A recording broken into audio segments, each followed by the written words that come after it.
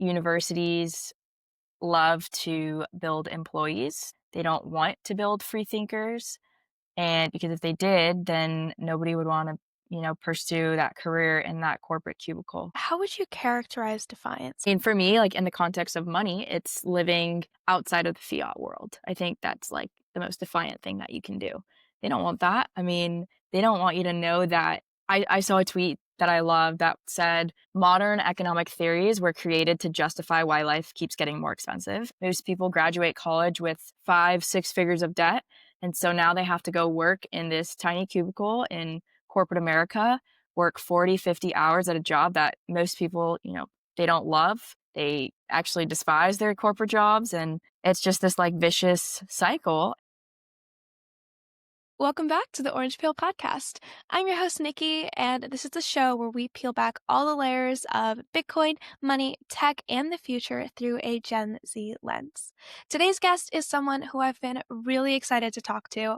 I am sitting here with Halston Valencia. She is a recent USC grad who went viral on X for calling out exactly how broken our education system is when it comes to teaching us about money and how the real world really works. Like me, she realized that school never really prepared us for what we were going to be doing as adults and what we learned as Bitcoiners, and that teaching Bitcoin might be the education solution that everyone was missing. In this episode, we're going to talk exactly about that wake up call, how Bitcoin fills the gaps that most schools ignore, and why Gen Z has the perfect mindset to understand this new era of money. So let's jump right in. Halston, thanks so much for coming on today. I'm so excited to have you here. Thank you so much for having me. I'm excited to be here as well. Yeah, of course. So why don't you start us off with telling us about your Bitcoin journey? Yeah. So I was in college. This was about 2 years ago when I first started like really learning about Bitcoin.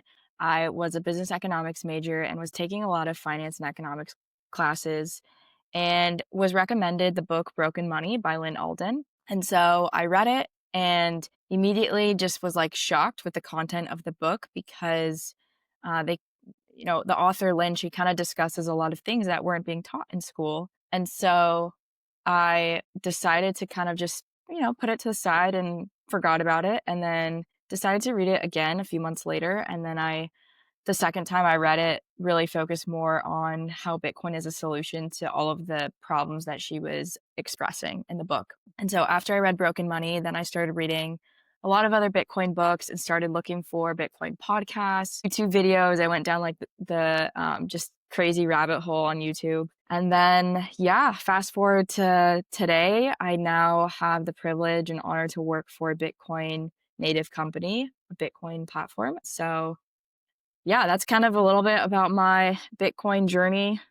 I think a lot of it was due to just seeing like a discrepancy between like the finance courses and what I learned through Bitcoin.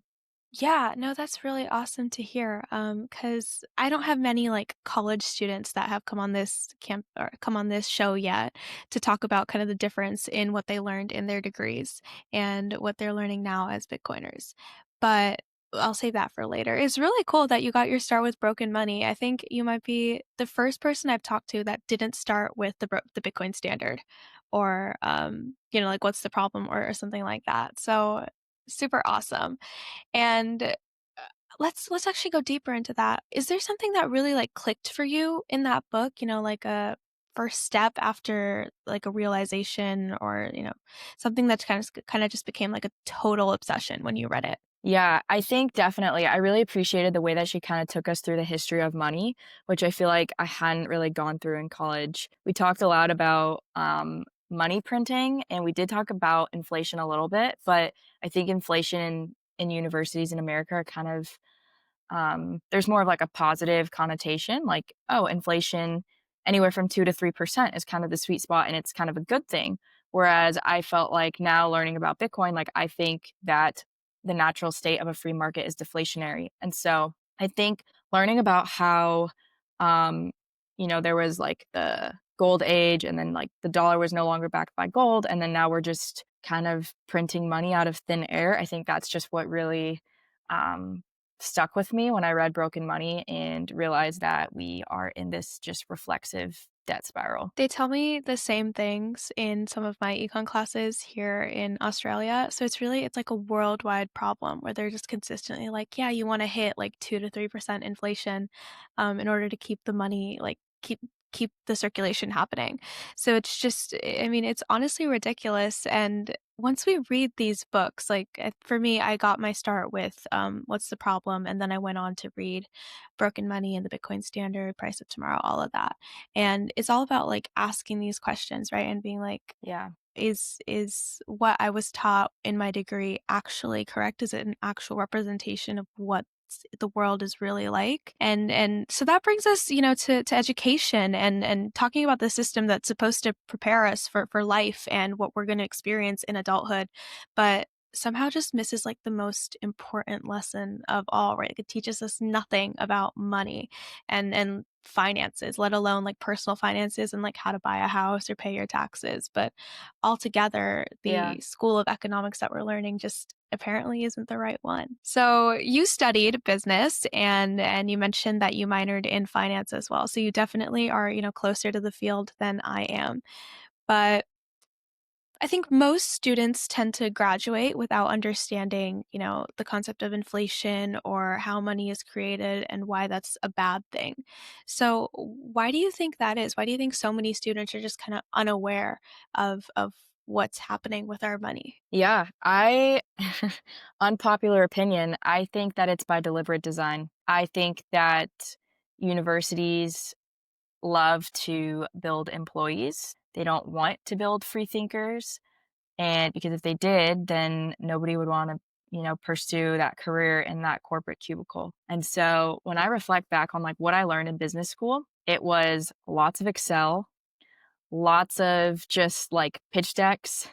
I think the school I went to like really prepared us for just a career like on Wall Street. And so I looking back on that, I think that it's all very intentional, and I think that there are very powerful people that kind of control what's being taught in schools, and so, yeah, I think that that's just why most people aren't aware is because they just kind of accept what they were taught, and, if it weren't for those books that I read, like, I would still be in that same spot. And so, so grateful for all the Bitcoin books that we have now today and all the Bitcoin educators. But yeah, I think just to answer your question, I think it's truly by deliberate design. And I think that, yeah, it was all built this way to keep people. I think that they do not want to see people become defiant, I think is the best way to put it. Interesting. And how would you characterize defiance? Like, what would be becoming defiant? Yeah. I mean, for me, like in the context of money, it's living outside of the fiat world. I think that's like the most defiant thing that you can do. They don't want that. I mean, they don't want you to know that. I saw a tweet that I love that said modern economic theories were created to justify why life keeps getting more expensive. And I think that's so true. And so I think, operating on a Bitcoin standard is one of the most defiant things that you can do. I think um, I talk a lot about freedom and what that actually means. And I think that freedom, true freedom, is having choice to pick whatever career you want, whether it's to follow a passion, whether it's to become a stay at home parent, whatever it is. And I think that right now in the current um, just financial system that we're in, I don't think that most people actually have that freedom of choice to do those things. Most people graduate college with 5, 6 figures of debt. And so now they have to go work in this tiny cubicle in corporate America, work 40, 50 hours at a job that most people, they don't love. They actually despise their corporate jobs. And it's just this like vicious cycle. And I think that, we can see we can look at a lot of statistics nowadays on how mental health is declining in America. And I think that's all a negative downstream effect of fiat.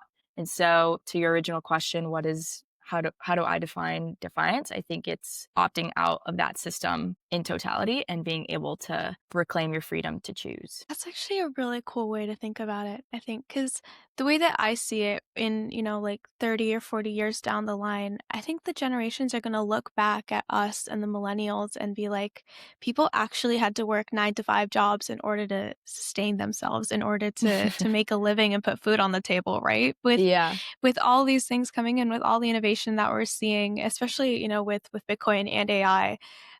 Mhm. There's gonna be a time where, like, we genuinely only have to work in what we wanna work in and only have to do what we wanna do, which is really cool if you think about it, and it brings that autonomy back to the human, like, mind, but it's definitely gonna be a really big change.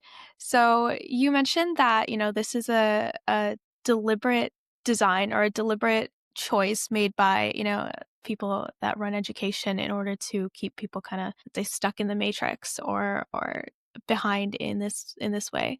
Um, do you think that that's, kind of only the case, or could it just be a sign that maybe our education system isn't updated, maybe it just hasn't caught up with the times? Yeah, I think we're definitely seeing more universities encourage critical thinking. I can't say that every professor I had at my school was bad per se, but I think, yeah, to your point, it could be that a lot of universities just aren't staying up to date, even with like I remember my textbooks. I think most of them were published or written back in like early 2000s. And when you think about it, like if you're studying Excel like all day and you're learning how to do like, you know, things that are done on a computer, you would think that we would have updated systems, especially when you're paying, um, you know, for tuition at a private university. And so I think, yeah, that's definitely part of it. But I also think that just education in general teaches the system, not how it works or how to operate outside of it. And that I do think is completely by deliberate design. It's an interesting way to put it. W I assume when you were studying, probably had a lot of peers that were studying the same thing as you, and if I'm correct, you discovered Bitcoin kind of when you were still in college, right? Mhm.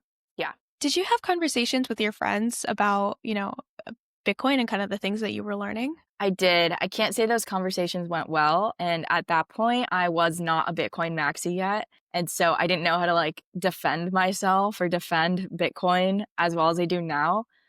But back then, it was definitely more of the conversation at my school around Bitcoin was surrounding number go up, it was volatility, it was kind of just all about the arb and all about the money that you could make and how you could get rich off of it. And so, yeah, I didn't really have any peers that were expressing similar sentiments around how Bitcoin fixes the entire system. I would even say I'll take that back. I think it's like a parallel system. Um, yeah. Interesting. So what were some of the things then that, people would say to you when you would try and talk about Bitcoin? So, yeah, okay, the number one thing, like, professors would say is that it's just a big scam. Um, Okay. yeah, that's just, like, the most common one. Bitcoin is a scam. Um, I heard people say that Bitcoin was created by the CIA. I heard lots of people say, like, "Oh, Bitcoin's cool, but have you heard of, insert whatever altcoin?" Um And so, yeah, I think the environment I was in really focused on investing in S&P 500 and stocks, and it was more so about like how large your portfolio was and how you could profit off of that rather than focusing on the brokenness of the financial system. That was just not something that was um, spoken of. Interesting, because I hear, like, pretty much the same sentiment coming from a lot of my friends, and they are also studying, like a lot of them are doing commerce, so they're doing, like, accounting or finance, but also, like, computer science, and it's the same thing just over and over again. They're like, "Yeah, but it's gonna fall eventually." Like, "Did you see that now it's at, like" was it, like, 108K? I think it was at yesterday, and Yeah, it's like, yeah, the price goes up and down, but the price goes up and down for almost any investment that's out there. You're never gonna have, like, a steady upwards growth. It's more about, if you look at the trend in the past 10 years, we're all in the green, right? I think it's like right. our generation has the advantage that now Bitcoin has sort of solidified itself as what it was trying to do. And it's not new and it's not like a fake internet money anymore. Like it's actually a real alternative to fiat money, which I think is just really cool. And that puts us in such an interesting and a special position to, obviously educate about Bitcoin, but also adopt it and start, operating on a Bitcoin standard. So with that then, what is something that you wish like most college students, and this they could be studying business or not, learned about money before leaving school? Yeah, I think the biggest thing is just like how money is created. That was something that I feel like we didn't really touch on, which you would think, like being a business major, that would be one of the like core things you learn, and it just wasn't. I also feel like I didn't really learn about how much debt our country is in. I didn't really learn about the debt-based system until I started like learning about Bitcoin. And, I think I had professors mention that, oh, we're in 30 something trillion dollars of debt. We keep funding wars, we keep printing money. But it was almost just like, oh, like it's a little cloudy outside today. It was just, they were so dismissive. And it's like, guys, this is why our dollar is continuing to get debased and devalued every single day. This is why everything around us is more expensive. And yeah, it was really unfortunate. I would say that's something I wish more students would learn. I also wish that the narrative around inflation was completely different. I see inflation as theft and like a hidden tax. And so I wish that more students understood that and would do some learning about that. Um, yeah, those are kind of the top things I wish I would have taken away from my college education. How did Bitcoin kinda fill in those gaps for you? Because I know that, some of the core teachings of Bitcoin or the core things that you learn are, how money is created and Mhm. that inflation is tax and it is theft and you're getting your money stolen from you. But, how did Bitcoin kind of teach you that, I guess? Yeah, I think so. Here's an example. I'm a very visual learner. And so I love looking at the chart that shows real estate, like home prices priced in fiat. And the line goes up astronomically over 5 years. And then you look at that same chart of home prices in Bitcoin and the price goes down astronomically in 5 years. And I think that, seeing something like that really helped me understand how Bitcoin preserves your time, energy, wealth, um, whereas like the dollar doesn't do any of that. And I think one of the biggest arguments that people in college would have is that like the S&P 500 is like the best investment. Put all of your money into that. And I'm like, okay, what's your return? Oh, 9 or 10%. Okay, but what's inflation? Oh, 2.5%. But is it? Is it actually 2.5%, or is it more like 7 or 8 or 9%? And if that's the case, which I think most of us would agree, like inflation's a lot higher than what they say it is, then your S&P 500 investment isn't all that great. You're just treading water at that point. And so I would say, if you look at Bitcoin, like annual or, CAGR is like 30% roughly. And I think I'm pretty bullish on that. I think that it's only going to go up from there. I think Bitcoin's CAGR will be more around 50%. And even just look at like the last 5 years, Bitcoin is up 1,400%. And so I think that those are the things, like those statistics, those visual charts really help me understand how it fixes so many of the individual's problems when it comes to money and, the devaluation of the dollar. Yeah, it really becomes like the financial education that we just didn't receive. And Hmm. that's something that I really, really like about Bitcoin because I only started to study it like this year. I started out in like January and kind of got into it post July, like to the point where I was like all the media that I was consuming was Bitcoin media. All of the books that I was reading were Bitcoin books and things like that. So I really fell down the rabbit hole in July. So it's only been a few months for me, but I genuinely feel like I've learned so much from just studying Bitcoin for free from what I can find on the internet over paying like $3,000 for my college courses, which Yeah. it's pretty insane. And it gives us a lot to think about in terms of whether or not, if moving to a Bitcoin standard, if even studying these things is worth it. Because the way I like to think of it is moving to Bitcoin is almost like moving to further towards a world that's even more reliant on the internet than we already are. So, we also have the introduction of AI where you can go and get knowledge for free whenever you want. And if it's not for free, it costs like $15 to get a GPT Plus subscription, which Yeah. is, astronomically cheaper than a whole college degree. So there's been a big debate, I think, recently about whether or not it's worth getting a college education. And, I just wanted to ask, like, what are your thoughts on that? Yeah. Oh, Nikki, if I could go back in time, if I knew then what I know now, I would have opted out of college. I think, I was just on a panel the other day talking about the new American dream.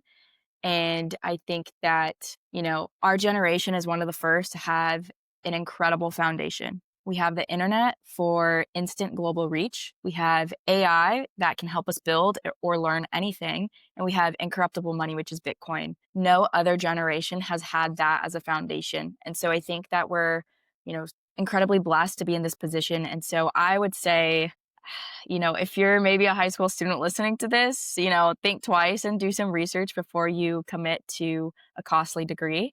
I think that we are kind of on the cusp of transformative change across industries. So I don't think that employers are going to be requiring degrees for the forever and for the next 10 years. I think it's going to look very differently. I think, when I was in high school, it was you had to have a degree.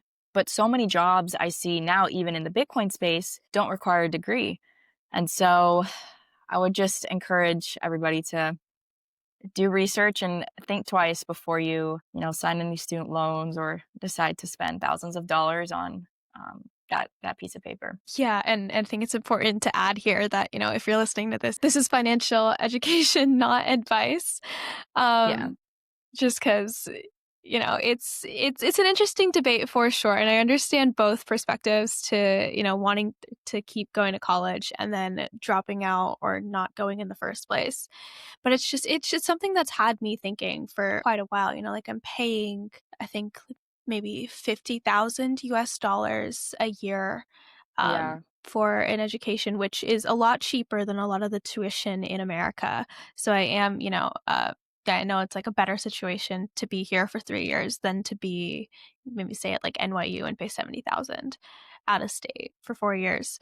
So it definitely is a lot, but regardless, it's a lot of money to think about, and yeah, you got to think about whether or not what you're learning is actually worth it, because in all like with all due respect, I guess is the way to say it. Programming is a dying skill, and that's something that my friends and I are worried about a lot with when we graduate, because we'll be graduating in December of next year. So it's pretty much time for us to start, thinking about what internships we want to have next year and what IT projects we want to do and where we want to start interviewing and whether or not we want to start yeah, prepping for those at all. And with AI being able to code, with AI being able to do our jobs for us, it's so daunting thinking about what the future is going to look like in terms of what jobs are going to be held and which jobs are going to be taken over quickly. But with that being yeah, said, every time you see a new technology like Bitcoin, or, even if you go back to like the assembly line and the Industrial Revolution, you've always seen jobs being taken over and you've always seen new jobs being created. So yeah, I mean, it's just an interesting time, and in a way, it's kind of interesting to be the generation that's like at the forefront of it, because I really think Gen Z holds so much power in our hands to either oppose this change and kind of push it back a few years, or embrace it and like pull it forward. So with that, let's talk about us. Let's talk about the Bitcoin generation. You've been able to make, sound money and Bitcoin sound very, interesting, and that's something you want to start looking into. But how important do you think the tone and presentation with which you approach Bitcoin are when we're talking to Gen Z? Because I know a lot of us are usually told about Bitcoin from our from elders. Like, for example, I learned because of my parents, and the way Okay. that they framed it was so important because it never clicked for me until I started understanding why things were becoming more and more expensive after I moved out for college. Like, there's a stat that I always bring up, that like the coffee, the flat white in most Australian cities might start costing around 12 Australian dollars next year, which Wow. is 9 or 10 USD, which in some places it's a normal price for a coffee, but we have to think about the way we define the word normal. I mean, you shouldn't be paying that much Yeah. for coffee and milk anywhere. Yeah. So, yeah, I mean, how important do you think the tone and the way you present Bitcoin is for when you're talking to Gen Z? Yeah. I think it's definitely imperative to approach Gen Z with like the facts and I think the problem too, because I think if Gen Z doesn't understand that there's a problem, then they won't understand a solution. Because they just don't think the problem exists. I think a majority of Gen Z believes that the problem exists. They just don't know where it's coming from. Like they feel the pain, they feel how expensive everything's gotten. I think that if we were to go around and ask a bunch of kids our age, like, do you think your rent has gotten more expensive? Do you think coffee has gotten more expensive? Do you think groceries have gotten more expensive? They'd all answer yes. And so I think it's just about bridging that gap of like, the like history of money in the US and like why it's gotten to this point and how Bitcoin um, provides a solution to that. And so I definitely think the tone is important. I know that there's a lot of, um, lots of people on X say, oh, you get Bitcoin at the price that you deserve. And while that may be true, I don't really like that phrase because I think that too many people are just unaware. And it's our job as educators to help educate um, all of those who are curious and genuinely want to learn. If they're just like, the Peter Schiffs of the world, then okay, yeah, sure, you get Bitcoin at the price you deserve. But I think just most people our age they just don't know. And so, yeah, I think tone is critical. Yeah, it's interesting that you bring up that phrase because I feel the same way, but about have fun staying poor. Because it's Yes. funny, like it's funny for sure, but it's also like it creates that FOMO for anyone Hmm. who's like not into it, who doesn't understand what it is. And the more kind of unapproachable you make Bitcoin seem, the harder it is going to be for us to achieve our mission, which is to Yes. increase global adoption and to get more people to know about it, right? Yeah.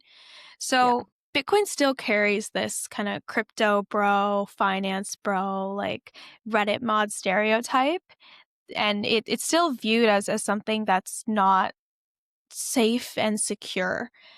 How have you gone about kind of breaking that mold when you're talking to people who might not be Bitcoiners? Yeah. In terms of like not being safe and secure. Yeah, and also in terms of just the stereotypes around Bitcoin. Okay, yeah. I think I'll start with the stereotypes, like just about Bitcoin being another like cryptocurrency. I was just having a conversation with a friend who has been a little bit curious about Bitcoin and how it differs from other current cryptocurrencies. And I think when you just explain that it's scarce, it has a 21 million supply cap, and that there's no like corporate office. There's no team who started it. It's just like, an anonymous guy started it and then dipped. I think that like really can be impactful when explaining how it differs. I think, yeah, what I try to do most often is show like, okay, look at XRP, look at Solana, look at all these other cryptocurrencies. A lot of them, you can just make more of them. So, you're not really anything that you can just make more of just out of like thin air is going to be inflationary. And so I try to explain that. And then in terms of like, when people say that Bitcoin isn't safe or secure, I think usually that comes from people who have a strong tech background, and they'll say like, oh, quantum computing is going to, destroy Bitcoin. I'm like, okay, well, if that is the case, everything will get destroyed. Your Chase Bank, your Wells Fargo Bank, everything's going to get shut down. And so I also try to, remind people that we have developers and people that are contributing to Bitcoin to make sure that we are prepared and the technology is being updated. And so, yeah. And then when people say like, oh, there was like a Coinbase shut down or something like that. I then try to teach them about self-custody and the importance of buying from a Bitcoin-only exchange or platform. Shout out Bitcoin Well. And, and then, teaching them, like, how to put it in, like, cold storage, and, like, so many people don't even know what that is. Like, they're buying Bitcoin on Coinbase if they've just, like, have never heard of cold storage or even, like, a hot wallet, and so I try to teach them about those things, and I'm like, "Okay, if you're it's normal to be afraid to move around large sums of money, but you can just start small. Start with 20 bucks and just move it from, Coinbase or River, Strike, Bitcoin Well, wherever, put it onto a hot wallet, and then after you're comfortable with that, then you feel ready, prepared to purchase a cold storage device, then do that and try testing, a small amount on a, I personally use Cold Card, but maybe it's Bitkey or Ledger, one of those. But yeah, I think that's kind of how I would approach those sentiments. Yeah, no, that's a really great way to put it. And I love that you talked a little bit about, like Chase Bank and just traditional banking being susceptible to quantum computing as well. Because it's weird to think about that we're already basically running on digital money, right? The money that we Hmm. use with our credit and our debit accounts doesn't actually exist. Like it's not cash that we're getting.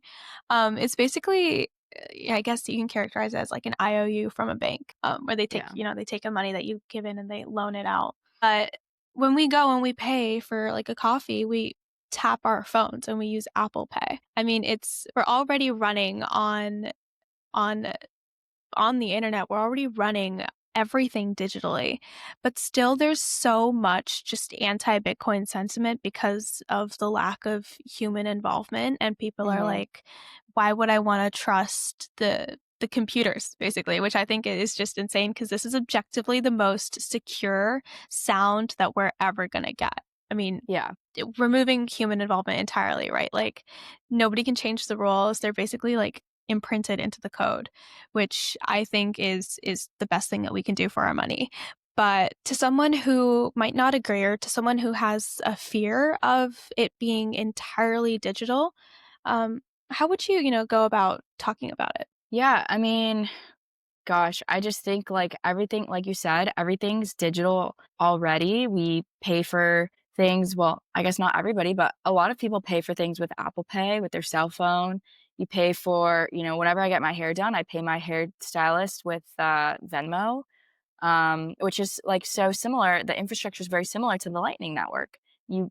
Think about the way Venmo works is you take out the QR, you scan it, and then you pay them. Lightning, purchasing something with in Sats on Lightning Network is the same thing. You just pull out the QR, you scan it, and you pay them. And so I think that, yeah, it's normal for usually the older generation to have a lot of fear around things that are digital. But I would say to the younger generation, this is secondhand nature to us, and so I wouldn't have any fear about everything being digital. I mean, our I don't know what you guys use in Australia, but like throughout my entire college education, like we used Canvas for all of our just organizing like our classes and like coursework.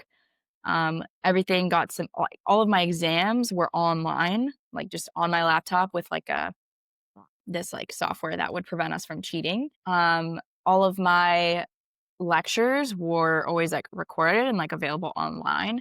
And so I think you can just look at the way that the world is going, and you can see that everything is becoming completely digital. I mean, even like I live in Austin, I'm seeing a lot of digital billboards, advertisements. Everything is just becoming digital. And so, people will argue that gold is a good form of money, but I'm like, well, how would I pay for something in Australia if I wanted to order something online? Like, would I have to ship my bar of gold, or and then you have to wait for somebody to verify that it is real gold?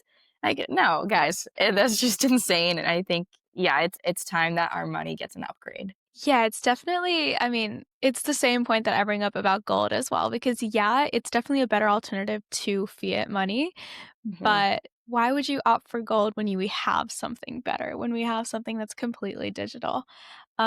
because it's the same story in Australia, right? Like the one thing I noticed after coming to college is just that it's possible for me to do this degree wherever I'm sitting in the world. Like I could be back home in Seattle and still be attending my classes and still be doing my exams and everything. Like I really don't have to be in the city because everything is just done online. And, that's definitely a byproduct of what we went through with COVID and online Yeah. schooling, but this is the way that the world is moving towards, and adopting Bitcoin really doesn't change our day-to-day lives that much. We'd still be transacting, like we transact with Venmo or like we transact with PayID here in Australia. But the only difference is it's a form of money that is completely deflationary and will actually Yeah. like reward you for saving and being smarter with your financial decisions. So it's cool to kind of frame Bitcoin as like we're almost halfway there. But, it's interesting to think about. We're Yeah. already digital, and it's just switching the form of money that's left. So it really does put Gen Z at that forefront. But let's talk a little bit about your personal like relationship with money and how Bitcoin's kind of changed that. I talk to a lot of my friends and we talk about just like money habits, so saving and emergency funds, investing, and what are you investing in? Is it mostly like risky, or are you more like an index fund kind of person? So what I want to ask is, how has Bitcoin kind of changed the way that you've been saving or maybe investing or viewing risk? Yeah, I mean, I'll be completely honest, I'm a Bitcoin maxi, and so, yeah, I like, once I fully understood Bitcoin, just completely liquidated my portfolio and went all in on Bitcoin. And so, I would say one thing I always hear Jack Mallers say is that diversification is just taking away from the winner, and I think that's so true, and I truly feel in my heart that Bitcoin is the winner, and so I put all of my savings into Bitcoin.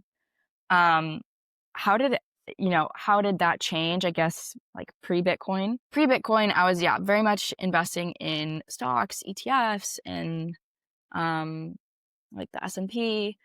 And I would also say I had a mind, like, shift. So, before learning about Bitcoin, I was very, like, high time preference, like, kind of just thinking about the now, not really planning for the next 10 years. Whereas, like, now, I think that Bitcoin has really taught me to adopt a low time preference mentality, meaning, like, I think twice about purchasing something. I also think a lot about the quality of the good that I'm purchasing because when for someone like me, I get paid in Bitcoin. And so I don't really hold dollars. I try not to sell. And so when I'm interested in purchasing something, I'm thinking twice because you're less incentivized to get rid of the money that is actually sound and preserves that wealth. And so, yeah, I think that's kind of just one of the ways that Bitcoin has turned me into a better person is, I'm not spending the way I used to in college. I used to just, like, to be frank, eat out a lot and probably buy way too many coffees. Whereas like now I'm thinking about, not only just like low time preference, but also like I'm thinking about like what I'm putting into my body. I'm thinking about just the quality of everything and how, you look at like a book like Fiat Food and how that kind of explains all of the negative downstream effects of fiat and how when the incentives are misaligned, you get, all the things that we see in America, all the health problems. And so, yeah, I think that's one of the ways that I look at money and like my personal relationship with money a little differently. Yeah, that's really cool to think about because I kind of talk about the same things where like high time preference is a real problem, especially when you're in college. Yeah. I mean, number one, we're girls, so we're already like, we see things on TikTok. I see a cute like bag that somebody's wearing. I'm like, oh, like this is only like $20. Like I'm gonna add it to cart. And then it just keeps going, and it's fast fashion culture, and just seeing things that are trending, and you're like, oh, okay, well, I need this now. And then before you know it, you've accumulated so much stuff, and you look back and you're like, I could have saved so much money just not buying it. But it's really, Yeah. I think, putting it in Bitcoin, as you said, it makes you think twice. And I think that's like the way to go, and that's what I've been started to do, or that's what I've started to do as well. um it's just like I feel like everything I save now, I immediately have been just putting it into Bitcoin, and it's genuinely stopped me so much from tapping into my savings fund because who wants to sell, as you said? Who wants to sell and who wants to convert it back to fiat just so I can like buy a new dress or something? Like it's just it's not worth it. Yeah. And so, I tell my friends who also talk a lot about their like spending addictions or their shopping addictions, and I'm like, genuinely, put what you have into Bitcoin. I promise you, you're not going to want to spend it. Yeah, It's exactly. it's like, it's funny. It's a way to make Bitcoin, relatable and fun, and just kind of gatekeep it a little less. Because I think actually, what's one like major misconception about Bitcoin that you feel like you constantly just have to debunk when you're talking to your friends? Mm, that it's a scam. I feel like that's what I hear the most often. Um, I think no, like, in all seriousness, though, like, most people think that Bitcoin is just another crypto asset, and I think that's, like, the biggest thing I have to debunk is that it's not. I always say, like, Bitcoin, not crypto, but, you know, people in fiat world don't understand that, and so, yeah, that's probably what I explain the most. There was a conversation I was having earlier this week about how I think it's easier if you can just get someone to start understanding cryptocurrency and then convert them to Bitcoiners, then try to Mhm. convert them from just like they save in fiat and all of that to Bitcoiners straight away. Like it's genuinely so much easier to talk to people who are like invest in XRP or like Solana or Dogecoin when it was still a thing. But, that's a bit of a controversial take. I think just the way that I see it is for anyone who isn't a part of the Bitcoin space, they view all cryptocurrencies as the same. And trying to Yeah.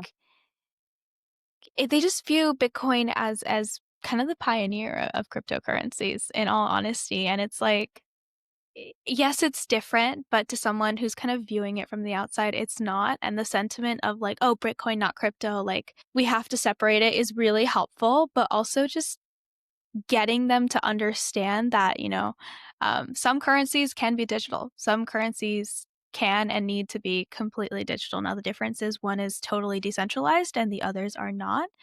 But again, as we spoke about earlier in the episode, it's all about the way that you frame Bitcoin when you're talking to Gen Z.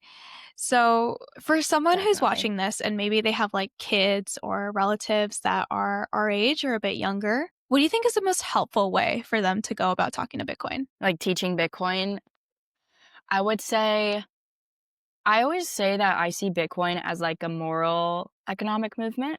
And the reason why I say that is because I truly believe that inflation is a hidden tax and it's theft. And so I really like the quote that Jack always, I'm like a huge Mallard's fan. What he always says is no man should work for what another man can print.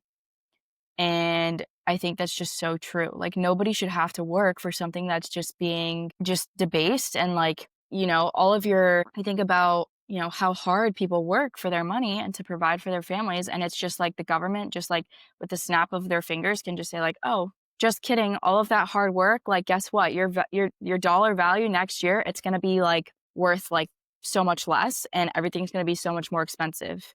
It's like the government's just saying, like, "Get wrecked. Who cares?" And so I think that Bitcoin fixes that.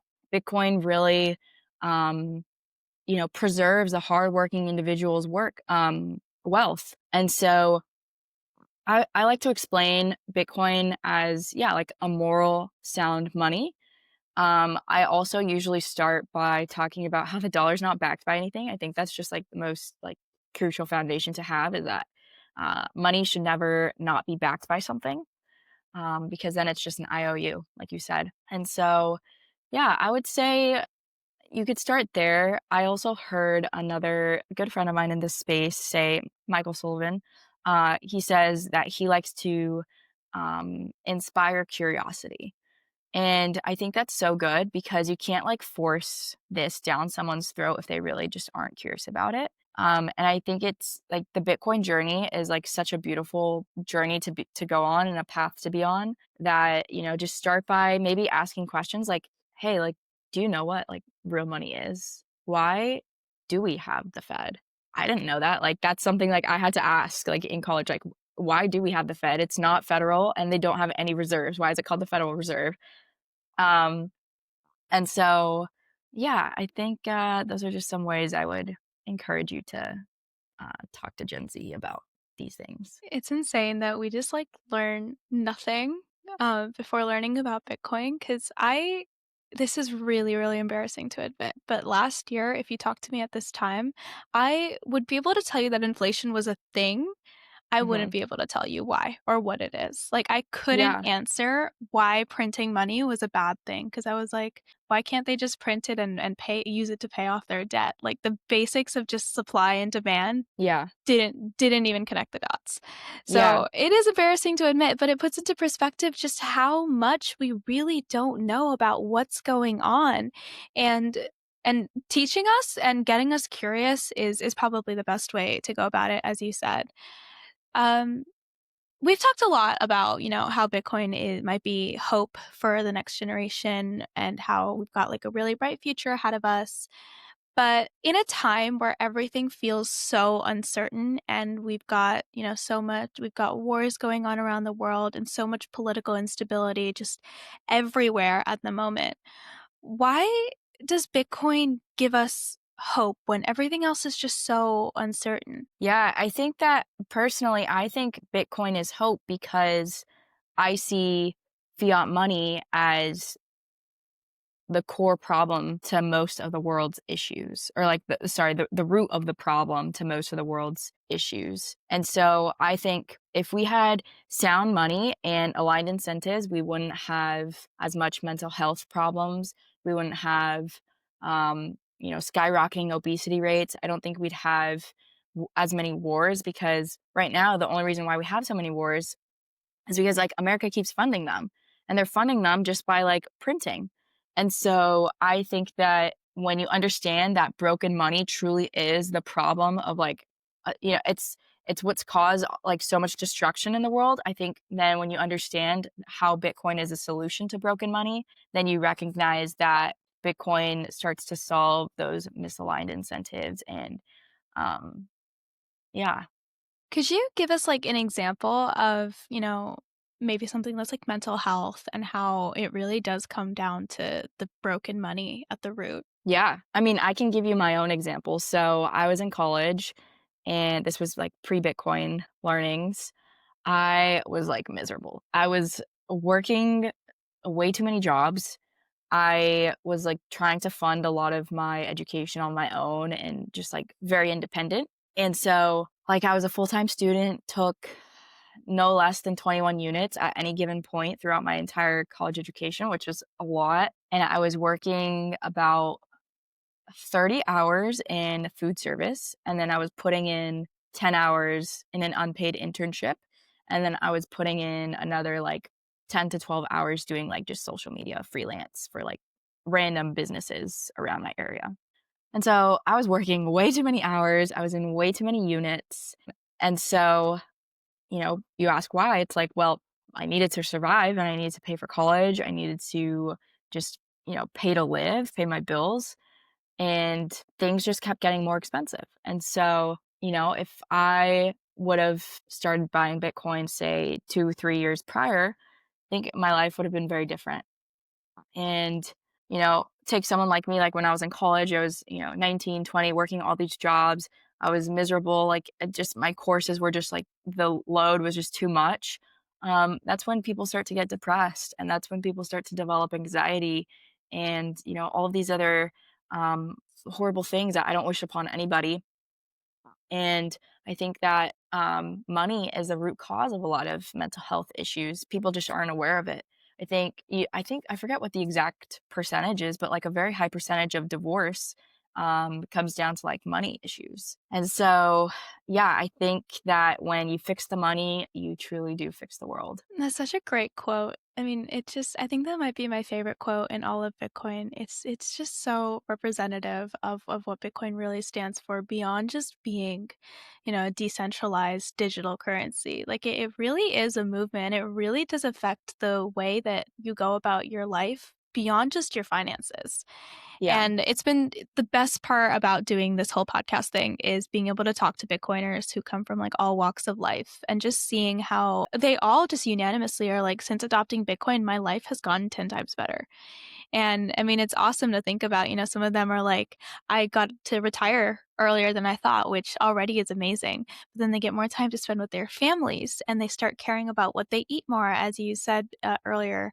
And, you're moving more, getting outside, going in the sun. Like it's all these little things that you think aren't important, but they really are. And it's what, Yeah. humans were always meant to do. It's how we were meant to live fulfilling lives. So, one thing that I like to do is always just try to connect Bitcoin back to being fulfilled more than just financially, and being like, it gives you more time for your hobbies. It gives you more time and more financial freedom. So it's like if you have a money that's Yeah. working for you, it doesn't really mean as much for, no, buy a guitar if learning guitar is something you really want to learn. Whereas in fiat, you're saving up for that guitar and you're waiting until you have like $300-400 that you can spend. So it's framing it, as you said, as a moral cultural movement is probably the best way to go about getting your Gen Z, friends or Yeah. relatives into Bitcoin. And I think anyone that's listening to this and maybe is a little bit older and is hoping to get, their Gen Z loved ones into Bitcoin, that's exactly how you would do so.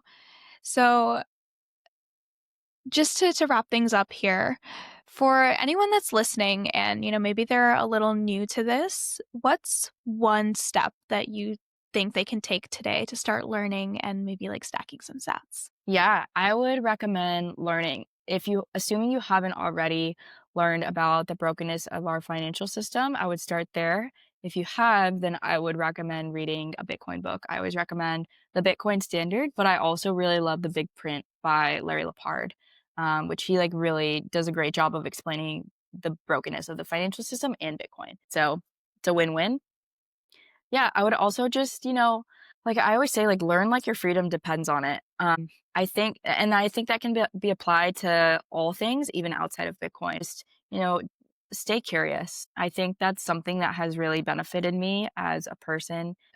Staying curious is just such a fulfilling way to live. Yeah, I like to call myself, like I already graduated, but call myself just the just like student forever. Like I just always want to keep learning about the world and you know what they say, knowledge is power. That's such a great way to put it. And it really like does hit home. I mean, just because your education might have, failed you in terms of learning about finances and how Bitcoin works, Bitcoin teaches you. It teaches you to think for yourself. It teaches you to go out and find the knowledge. It teaches you to keep learning, as you said. And I think we Yeah. grow up, we believe that success means like getting good grades in college, landing a good job that makes you earn like, I don't know, 6 to 7 figures a year, and just working hard, continuously working a 9 to 5, just stuck in the rat race. But nobody ever talks about how the system really works underneath.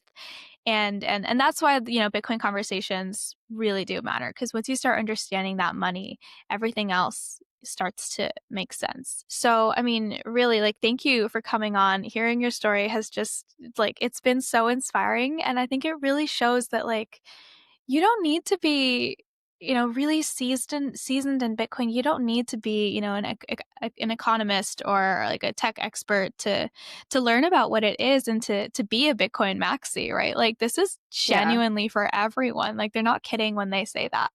So you just have to be curious enough. And if there's anyone watching this and they want to, reach you, if they want to ask questions or just have a conversation, where can they find you? Yeah. So I'm pretty active on X, just at Halston Valencia. And then on Instagram, Halston BTC. Yeah, I'm always my DMs are open. I love chatting with people. And if you ever have questions, like feel free to message me. Awesome. Well, I will link those in the description as always. And last question. This is just something that I like to ask everyone when they come on the show. And you kind of did answer this already. We talked about a lot of the books that you read. But if you want to sum things up, what is one resource that you would recommend to someone who is wanting to learn about Bitcoin today? I think the best resource for learning about Bitcoin is YouTube. But I would always recommend reading like a Bitcoin book. My favorite one at the moment, I mentioned it earlier, is The Big Print. Yeah, The Big Print. And then I know in a few weeks here, Natalie Brunell, one of my favorites in this space, has a book coming out called Bitcoin is for Everyone. And so I already know that's going to be a great one because she does such a good job of explaining Bitcoin at all different levels of knowledge. So yeah, I would start with YouTube and then maybe pick up a couple Bitcoin books. Yeah, great place to start. And Natalie Brunell's channel as well. I mean, Coin Stories, it's incredible podcast. It's genuinely one of the best in Bitcoin. So It to is. wrap things up here, I think Halston already did it pretty well. But just to add in my own note, if you're listening and you've been feeling the same frustration that I've been expressing on this channel or that Halston expressed today, feeling like just your uni degree didn't really prepare you for anything that you're experiencing in adulthood, that's okay. It's normal. It happens to the best of us, right? You're not behind. You're just early in the game, and I strongly urge you to just look into Bitcoin. And chances are, if you're watching this, you already have an idea of what it is, and you're kind of interested. Study it further because you really never know everything about Bitcoin. I mean, it's this gold mine of just knowledge. Like it just keeps going and keeps going. It's awesome. And the world is changing fast, but Bitcoin is probably one thing that can offer you some stability. So, Halston, thanks again for coming on, and everyone, like, keep up with her work, keep up with her on X. She's got some really great posts, and I love reading through them and seeing you go to conferences and stuff. I mean, it's so awesome. And yeah, Thank you I for will see having you me. This all. has been great. Of course, yeah, anytime. I mean, I'm gonna have you on again because this was just such a fun conversation, and I love getting to talk to people who are also Gen Z and Bitcoin. Um, until next time, everyone, stay curious, stay skeptical, and stay orange pilled.